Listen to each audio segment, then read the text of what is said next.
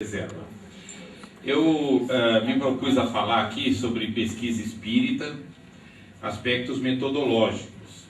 Essa é uma das linhas que nós temos trabalhado no CPDOC, porque vocês notaram que várias questões que apareceram aqui, vão aparecer ainda, inclusive na palestra do Rui, se referem às dificuldades que temos para pesquisar, para desenvolver realmente esse lado chamado ciência.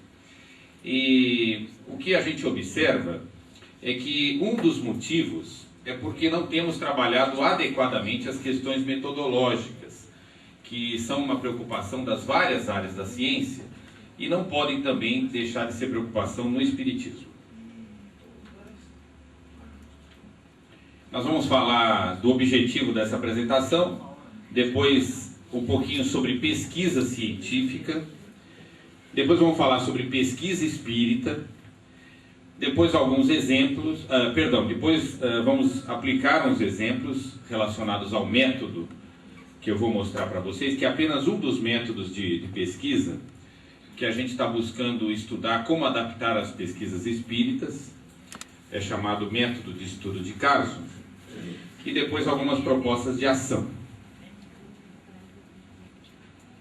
O objetivo, então, dessa apresentação é apresentar o papel e a importância da pesquisa, particularmente para o espiritismo, e também a importância e os desafios relacionados à metodologia de pesquisa, que é uma área que não tem nenhum problema a gente dizer que temos dificuldades, porque todas as áreas da ciência têm que continuamente repensar a sua metodologia de pesquisa. Como está rápido, já terminei a primeira parte. Tem algumas transparências que eu vou falar não no detalhe em que elas aparecem. Eu fiz questão de deixar alguns textos aqui escritos, porque quem tiver interesse em depois pegar a cópia aqui das nossas transparências, poderá levar para um estudo melhor em casa, ok? Como não escrevi nenhum texto de apoio, então a nossa contribuição fica sendo o que está escrito aqui. Inicialmente a questão da ciência.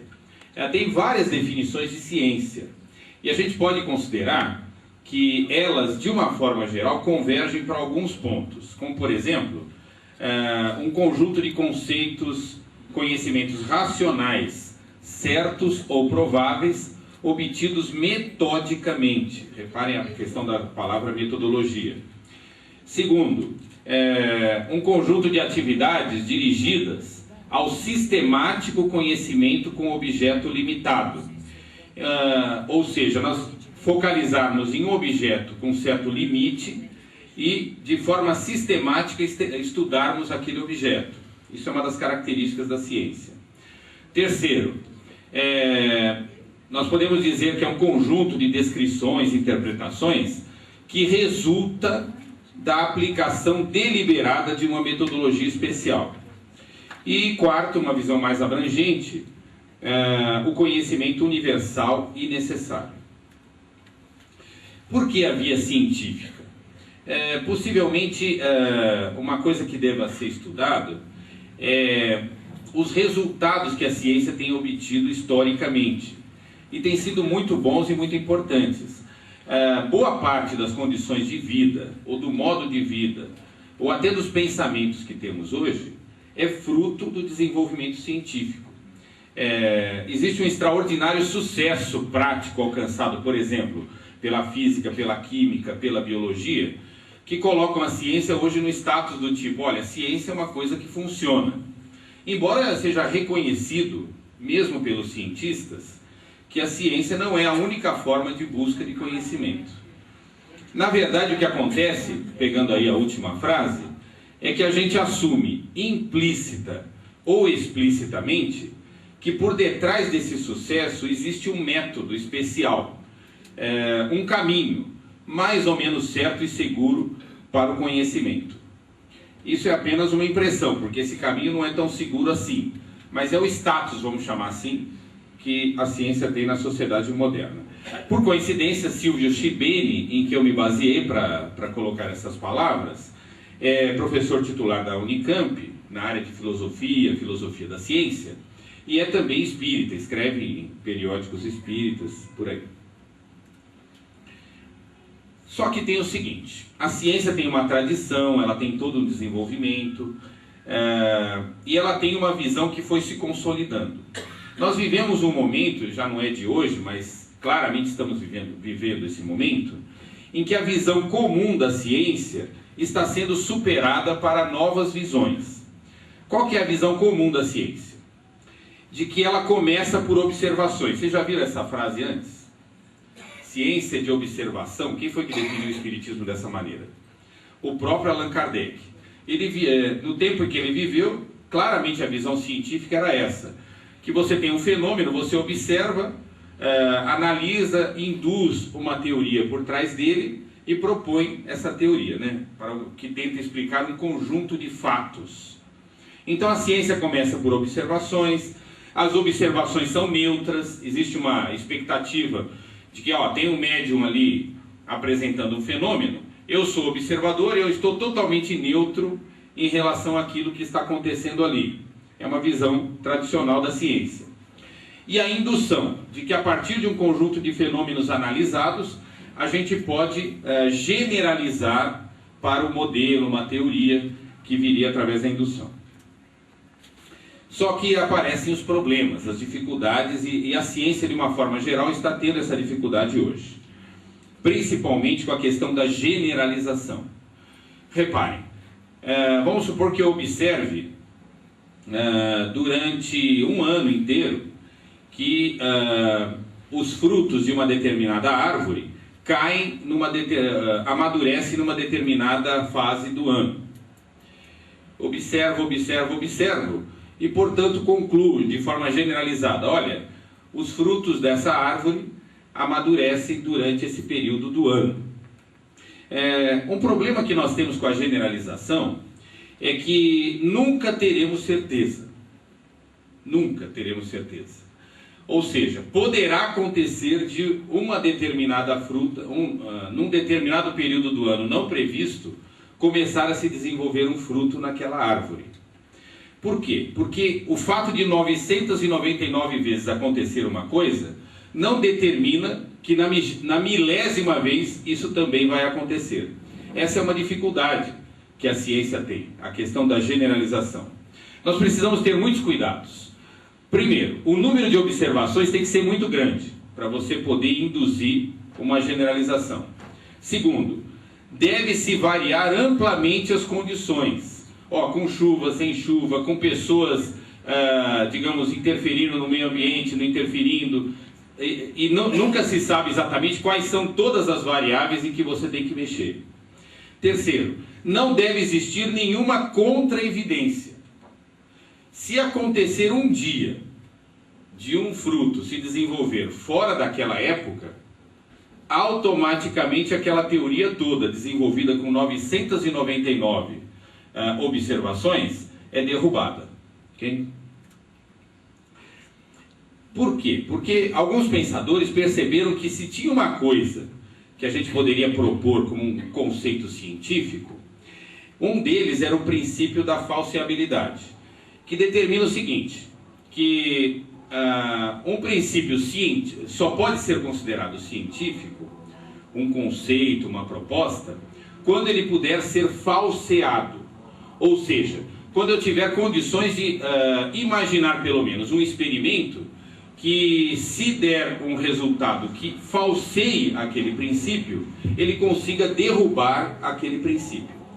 Ou seja, nós não pensamos em ciência hoje como algo que deva ser proposto sem poder ser falseado.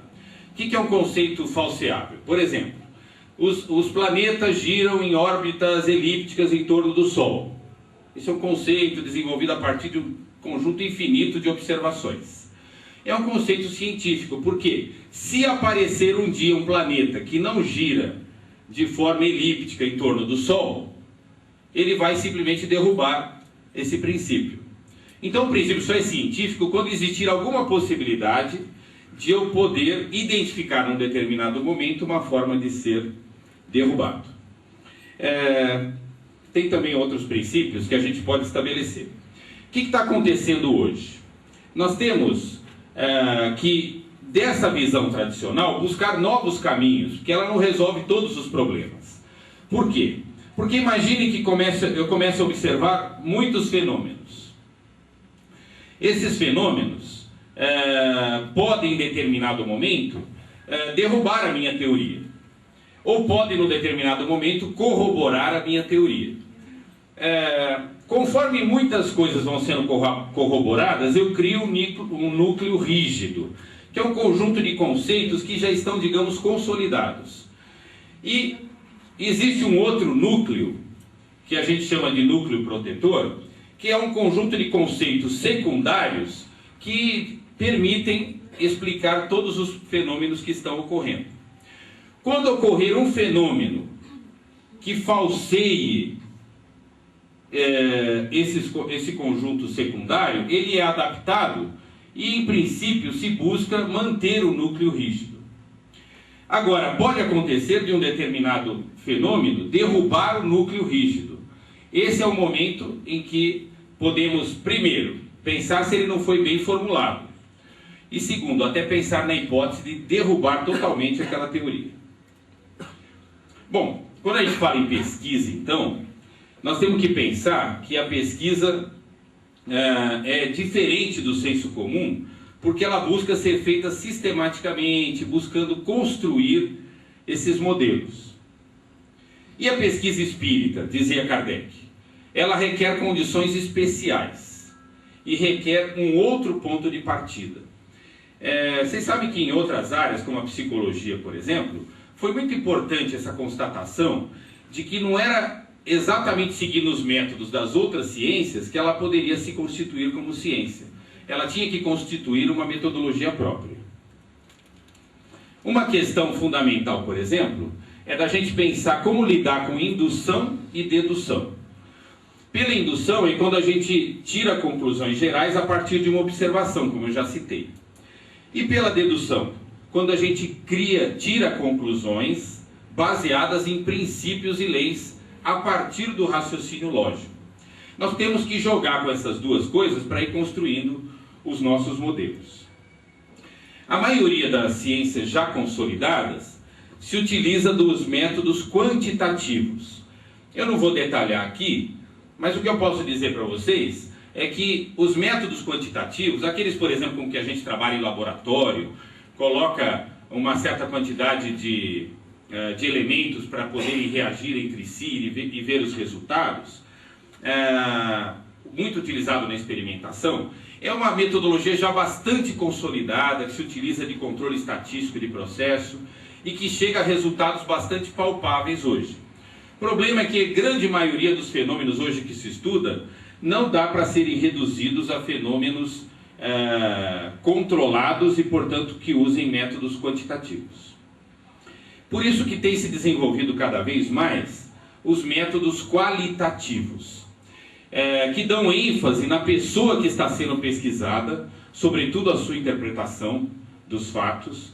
Ele dá importância para o contexto e não só para aquilo que está sendo observado, reconhecendo que o contexto tem grande influência sobre os fenômenos e que muitas vezes não é possível separar totalmente o fenômeno do contexto.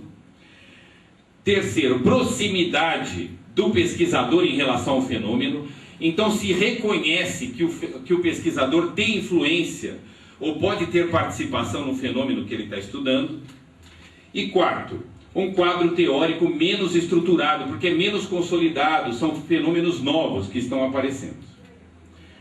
Aí, quando você vai estruturar a sua pesquisa, você tem que pensar, bom, eu tenho que tomar todos os cuidados, porque fenômenos que eu vou estudar qualitativamente têm maior dificuldade de chegar a resultados objetivos. Aí você vai, por exemplo, se preocupar com que tipo de questão que você está fazendo na sua pesquisa. Será que você está fazendo uma questão do tipo quem? Quem são os espíritos que participam das reuniões de determinado grupo mediúnico?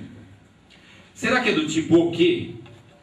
O que pode ser feito para tornar os centros espíritas mais eficazes? Quais foram os resultados de uma reorganização administrativa do centro? São exemplos, né, dos cursos. Será que a sua pergunta do tipo onde Onde se fazem reuniões mediúnicas e com métodos consistentes com o método kardeciano? Será que é do tipo como? É uma pergunta muito comum e muito importante. Como se realiza a influência do espírito obsessor sobre uma pessoa? Como determinado grupo de cura conseguiu alcançar certos resultados? Será que é do tipo por quê? Porque os médiuns chamados de inconscientes não se lembram do teor das comunicações. E dependendo do tipo de pergunta, que está na segunda coluna, você pode agora começar a pensar no tipo de pesquisa, na estratégia de pesquisa que você vai adotar, um experimento, um levantamento, uma análise histórica e assim por diante. E daí, com essas preocupações todas, a gente entra nas preocupações com a pesquisa espírita. Quero propor aqui uma coisa. Tem até a ver com uma pergunta que eu fiz provocando o Nevento ontem, e é uma proposta que eu faço aqui para todos os amigos. Que descobrir é mais importante do que provar. E nós estamos, às vezes, nos desgastando demais com esse problema de que temos que provar algumas coisas. Um falso e obscuro caminho, na minha opinião, é provar a imortalidade da alma. Provar a pluralidade das existências, que é tema do nosso encontro. E provar mais algumas coisas. Eu vejo, por exemplo, como caminhos possíveis, vou citar só 4, mas é só para a gente, digamos, dar uma reciclada na nossa maneira de pensar. Identificar causas de um fenômeno que independem de causas já conhecidas, que foi a visão kardeciana, né? Por exemplo, é possível identificar causas não físicas para certos fenômenos não habituais? Um outro caminho possível. Não estou dizendo que é alternativa, são caminhos que podem se somar. Identificar alguns padrões de causas aplicáveis ao conjunto de fenômenos, como propôs Bozano. Bozano discutia com seus contendores da seguinte maneira: você explica um caso, um fenômeno separado do outro. Eu estou buscando explicações para um conjunto de fenômenos. Isso é até uma busca da ciência hoje, né? Por exemplo, é possível identificar causas não físicas aplicáveis a vários fenômenos correlatos? Terceira sugestão: compreender fenômenos sistematicamente, considerando as entidades envolvidas e as suas relações. É possível compreender de forma sistêmica as relações causais físicas e não físicas, levando em consideração várias relações causais? E aí entra o meu amigo Ademar e diz: não, Mauro, mas não dá para falar tudo de forma causal atualmente. E é verdade, isso é reconhecido pela ciência hoje. Não dá para você fazer, nem tudo é estruturado, ou pelo menos você não abarca a estrutura de tudo. Então não dá para você fazer um modelinho dizendo: isso aqui interfere nisso, naquilo, isso interfere no outro, etc. E aí a gente pode falar que existe hoje um reconhecimento da complexidade da natureza e dos fenômenos. Então, um quarto caminho: compreender fenômenos complexos, considerando relações causais e não causais. Quer dizer, tem duas coisas acontecendo. Posso estabelecer que existe uma relação entre elas, mas não necessariamente que uma é que leva a outra. Então, pergunta: é possível compreender certos fenômenos complexos? Como, por exemplo, da obsessão, como, por exemplo, de uma doença, coisa do tipo? Aí a gente entra, então, com a seguinte preocupação: já que não queremos provar a priori alguma coisa, que nós temos que propor hipóteses e proposições, antes de afirmações e convicções. Isso é um caminho científico. Hipóteses e proposições, aqui eu estou querendo dizer o seguinte: afirmações que precisam ser avaliadas no transcorrer da nossa pesquisa. Uma hipótese podemos entender como sendo uma declaração, uma afirmação, que apenas serve de roteiro, de rumo, para a gente avaliar se ela está correta ou não na conclusão da nossa pesquisa. Para as pesquisas qualitativas, costuma-se utilizar o termo proposições, e não de hipóteses, porque hipótese pressupõe-se que seja algo que vá objetivamente ser comprovado ou não. Temos algumas dificuldades. A primeira: como que nós vamos propor hipóteses? Será que pode tirar uma hipótese assim? Não. Normalmente o que se faz é buscar as hipóteses a partir de fundamentos e de pesquisas anteriores, já realizadas. O que faz com que se busque necessariamente um caminho de construção de uma ciência. A partir de alguns resultados, a gente levanta novas hipóteses que levarão a outras pesquisas. Então a primeira coisa, hipótese não sai do nada. Ela precisa estar fundamentada numa teoria e uma tradição anterior. Segunda, a hipótese tem que ser falseável, como nós já dissemos anteriormente. Quer dizer, eu tenho que ter condição objetiva de chegar a um sim ou a um não.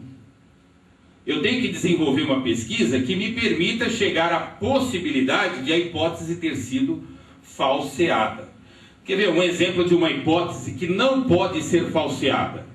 Deus existe. Isso não é uma frase que possa ser objeto da ciência. Porque não existe nenhum experimento, nenhum trabalho de ciência que possa ser feito e que possa chegar à conclusão que Deus não existe. Portanto, não é objeto da ciência. Um levantamento muito interessante, feito recentemente no Brasil, por um pesquisador chamado Marco Antônio Milani Filho. Eu não conheço, estou em contato com esse trabalho há muito recentemente. Não sei se está dando para ler aqui, mas ele foi apresentado no 4º Encontro Nacional da Liga dos Historiadores e Pesquisadores Espíritas, e se chama Perfil da Produção Acadêmica Brasileira com Temática Espírita. Então é só para o pessoal ver onde que está se pesquisando alguma coisa. Nesse levantamento ele delineou o perfil de teses e dissertações com temática espírita, desde 1989 até 2006, em programas chamados de estrito sensu, são os programas de mestrado e doutorado que existem no Brasil. E o banco de dados que ele utilizou é o banco de dados da CAPES. A CAPES é um órgão do MEC que cuida dos programas de mestrado e doutorado. Aí o que ele fez? Ele pegou algumas palavras-chave, e pesquisou todas as teses que tinham essas palavras. Uma dessas palavras, pelo menos. Espiritismo, Kardec, kardecismo, psicografia, mediunidade, reencarnação, Chico Xavier, Francisco Cândido Xavier. Ele explica que, por exemplo, ele tirou termos como, por exemplo, Umbanda, quando tinha uma combinação e via que o estudo era sobre Umbanda, sobre Candomblé, sobre outros fenômenos, ele não colocou. E aí ele levantou alguns resultados. Primeiro, a distribuição entre instituições. A USP, por exemplo, tem 20% dessas produções. A PUC São Paulo, isso é bastante simbólico, 12%. Isso é mais do que a distribuição da produção da PUC em relação à produção nacional hoje. Por quê? Porque boa parte desses estudos são estudos dentro de programas de estudos da religião, né? E aqui uma distribuição, a legenda está errada, mas é desde o original, por categorias. Então 16%, que é a primeira, são de ciências da religião. Segundo lugar vem história, depois educação, depois antropologia. O que a gente observa? Que tem gente pesquisando isso. Isso ainda é muito pouco, mas principalmente é uma coisa muito espalhada, muito desestruturada. Não existe uma tradição voltada para a pesquisa científica espírita. Eu vou mostrar um outro caminho aqui, para quem quiser estudar essas coisas, que é um site chamado Existem Espíritos? Não, ele está afirmando, desculpe. Existem Espíritos, né? Você pega lá no Geocities, /existem_espíritos. Mas dá para achar no Google também, né? O que eu acho interessante desse trabalho é que ele coloca aqui um conjunto de temas que são objeto de pesquisa. E o primeiro lugar de todos é reencarnação, que é o tema desse evento, né? Quando a gente entra aqui em reencarnação, ele vai apresentar quais são os temas, estudos de reencarnação. Vamos ver se entra, né? Uma prece aí, entrou. Aí ele cita que existem revistas que tem o chamado fator de impacto, que é o fator de impacto, o que é? É um fator hoje reconhecido no mundo inteiro como sendo de reconhecimento científico de uma revista. E que tem revistas com alto fator de impacto que tem estudos sobre essas coisas. Tá? Então ele pega aqui uma grande quantidade de artigos que foi publicados desde os anos 70 até os mais recentes. Vou pegar aqui o final só. O final está aqui. Aqui, ó. Esse aqui é o último, ó, que aparece em julho de 2008. Relatórios de crianças de memória pós-vida. Uma revisão. Em ciência, quando a gente fala uma revisão, um review, o que é? É um estudioso que resolveu pegar os estudos mais recentes sobre aquele assunto e fazer uma análise num único paper, né? Só para o pessoal ter uma ideia de como que os pesquisadores pegam hoje, então eu fui lá atrás desse paper. E aqui temos o paper publicado em julho de 2008, numa revista de certo impacto, não é um grande impacto, mas de algum impacto. O que estou querendo dizer com isso? Que existe um potencial, e até meia dúzia aí de pessoas no mundo inteiro até aproveita, de colocar essas pesquisas realmente no âmbito das pesquisas internacionais reconhecidas. E passa por todos aqueles critérios de análise de referes e assim por diante. Tá? Isso aqui foi só para falar um pouco do que se faz por aí. Vamos falar um pouquinho de aspectos metodológicos. Eu não vou poder detalhar aqui, mas um dos métodos que a gente pode aplicar... desculpe, esqueci. Um dos métodos que a gente pode aplicar, e tem sido aplicado em outras áreas, é o de estudo de caso. É muito interessante para nós, porque imagine que a gente consiga observar um fenômeno de poltergeist, um fenômeno de reencarnação potencial, né? Um fenômeno de mediunidade ou de obsessão, a gente pode utilizar desses recursos. As questões tradicionais de pesquisa são do tipo o quê? No estudo de caso, a gente consegue estudar melhor outro tipo de questão, que é por quê e como. Aqui tem uma ideia geral, eu até coloquei em vermelho o título para a gente olhar só o vermelho. E fica ali depois o texto para quem quiser estudar melhor. Quando a gente vai propor um projeto de pesquisa baseado no estudo de casos, a primeira coisa que a gente faz é uma visão geral do projeto. Qual é o problema, qual é o objetivo, etc. Depois a gente apresenta os fundamentos teóricos. O que é? Lembra que eu falei que as hipóteses saem de um estudo? Então a primeira coisa que tem que fazer, todo mundo que já estudou aquele problema antes, o que é que a gente pode considerar que são os maiores problemas ainda existentes naquela área e tudo mais. Aí vem a questão de pesquisa. Qual é a questão que nós queremos estudar? Por exemplo, como se realiza o diagnóstico de obsessão? E aí pode até vir umas subquestões, como por exemplo, como as práticas de anamnese podem ser aplicadas em entrevistas de diagnóstico de obsessão? E assim por diante. Depois vem o que a gente chama de proposições, que substituem as chamadas hipóteses, que é aquela afirmação, né? Por exemplo, o espírito, está ali no meio da transparência, o espírito pode se lembrar e relatar seus sentimentos e vivências ocorridas durante os primeiros dias após a morte. É uma afirmação que nós vamos tentar investigar. Os espíritos sentem remorso e arrependimento, blá blá blá. Depois vem o quinto item, muito importante, que é unidade de análise. Nós vamos tentar focalizar o problema. Vamos tentar dizer, nós vamos estudar esse problema em tais condições. Um exemplo, um certo médium, um determinado grupo, um certo tipo de pessoas e assim por diante. Depois vem o que a gente chama de bases para a construção de respostas. E tudo isso é feito antes de fazer a primeira pergunta para o primeiro médium. O que a gente chama de bases para a construção de respostas? Como é que você vai analisar os fenômenos que você vai observar?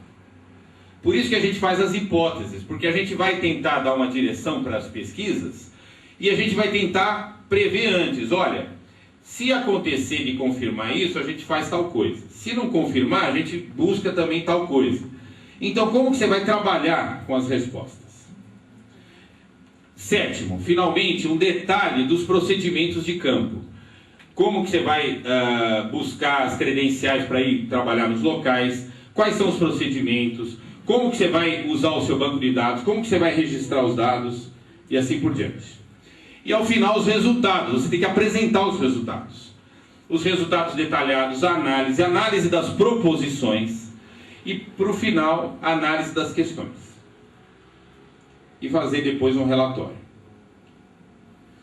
Quando a gente vai analisar, então, um projeto de pesquisa, a gente pode imaginar duas fases fundamentais. A primeira é do planejamento do estudo de caso. Que nós estamos aqui tratando especificamente do estudo de caso, mas pode ser qualquer pesquisa. Ou seja, a questão, as proposições, a unidade de análise, as bases para a construção das respostas, os procedimentos. E depois a execução. Você vai relatar como foi executado. Os procedimentos realizados, os resultados encontrados, análise das proposições e as respostas para as questões. Esse método, como todos os outros, tem limitações, como por exemplo, ele permite análises intuitivas e incontroláveis, é uma coisa terrível para a ciência. Segundo, ele é relativamente sem maiores, ele é feito muitas vezes, muita gente às vezes, vou fazer um estudo de caso, não se preocupa com aspectos metodológicos.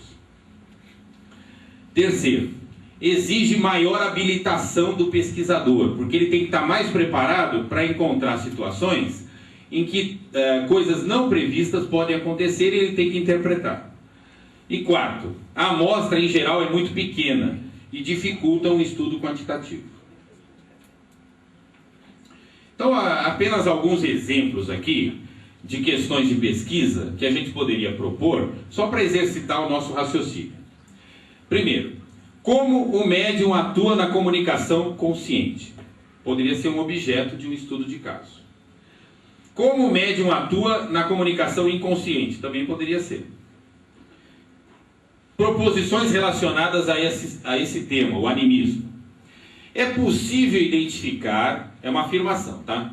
É possível identificar a influência do médium nas comunicações conscientes e inconscientes. Isso é uma hipótese que pode ser negada ou afirmada.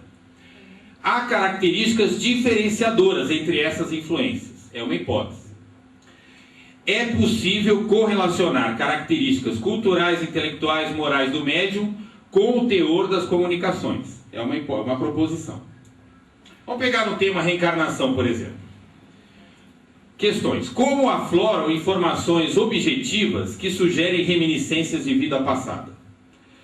Por que as crianças apresentam mais frequentemente esses fenômenos? Como se desenvolvem essas potencialidades durante a vida? Algumas proposições possíveis. Na idade infantil, os fenômenos que sugerem reminiscência de vida passada são mais claramente identificados. É possível identificar a influência da formação cultural, religiosa, social na realização desses fenômenos. Alguns desafios. Primeiro, o problema, na verdade, está em a gente, desde o nosso primeiro impulso em querer pesquisar, caracterizar muito bem o nosso objeto de estudo. Isso é fundamental e é muito difícil. Por quê? Porque o nosso objeto de estudo, antes de tudo, e proponho já para todos nós somos espíritas, não pode ser algo, uma convicção já construída anteriormente. Realmente nós temos que nos propor a descobrir algo, ou seja, dar uma contribuição efetiva para a ciência, né? Então, nosso objeto de estudo, ele tem que ser focalizado, tem que ser devidamente limitado, e temos que conseguir caracterizá-lo bem, né? Então, por exemplo, reencarnação não é um bom objeto de estudo, na minha opinião. Agora, um aspecto específico, como esses que eu citei, relacionados à reencarnação, até podemos fazer uma crítica ao que eu propus aqui também, mas foi apenas um exemplo de que nós temos que limitar o nosso objeto. Se simplesmente eu constatar como fizeram alguns pesquisadores já na área de reencarnação. Constatar que existem algumas indicações dentro de determinados contextos de que as informações, conhecimentos que uma criança, por exemplo, tenha são indicadores de vida passada, no sentido genérico do termo, não no sentido de vidas passadas, mas vida pregressa. Isso é um bom objeto de estudo. Então, criar condições para sistematicamente fazer uma pesquisa sobre isso. Então, essa é uma questão. Segundo, como desenvolver uma metodologia aplicável ao objeto de estudo? Para cada problema, nós temos que desenvolver uma metodologia adequada. Não tem sentido usar a mesma metodologia para todo tipo de problema. Pelo menos essa constatação a ciência já tem hoje. Então, o que nós temos que fazer? Se estamos nos propondo a contribuir com conhecimento relacionado a essa área, termos a capacidade de, criticamente, olhando o nosso objeto, nossa curiosidade científica, desenvolver uma metodologia adequada para aquele tipo de problema. Aqui tem algumas referências e acho que até antes do tempo consegui acabar a minha apresentação. Obrigado.